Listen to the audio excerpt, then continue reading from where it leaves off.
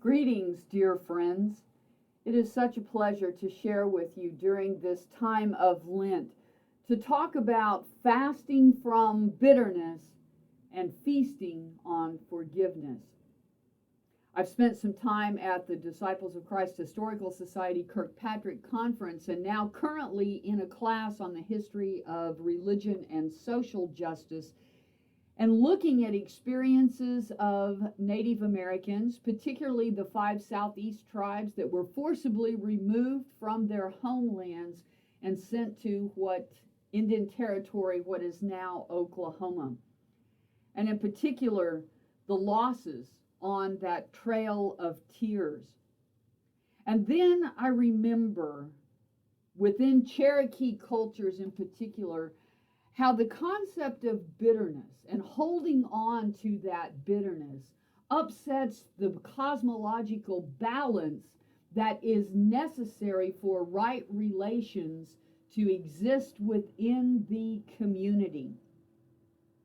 And different festivals that are on the ancient Cherokee calendar have this sort of spiritual significance and are still practiced in some communities today. And one of the most significant that we don't know as much about, but I think is important, is a festival called the Time of Forgiveness.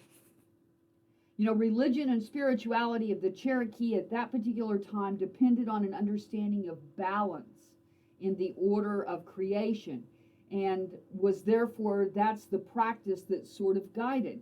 Now, as anyone who lives in a small town knows, it's very easy over the course of a year to develop small irritations, hurt feelings, and in some cases maybe deadly feuds and vendettas.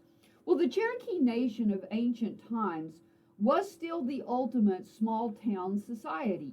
Even the largest mother towns of the time would not have numbered more than a few thousand. The survival of the town, as well as the society itself, depended on very close cooperation between every individual offering their efforts toward the common good. So one can see how the nursing of petty grudges and hatreds between individuals would have destroyed the nation within a relatively short period of time. One couldn't just shut down the government because the people as a whole would suffer. So the great Cherokee lawgivers and prophets of old passed on the wisdom in this celebration called a time of forgiveness. We know that once every year, every Cherokee town would have their own version of this festival. And we know that the headmen and the elders and the beloved women of the town would all participate in speaking to the people and reminding them that they were all children of the same Creator and bore a responsibility to one another. And also during this festival, all sins and debts except murder were forgiven, because it was believed that hatred weighed down the soul and could therefore be a source of spiritual sickness.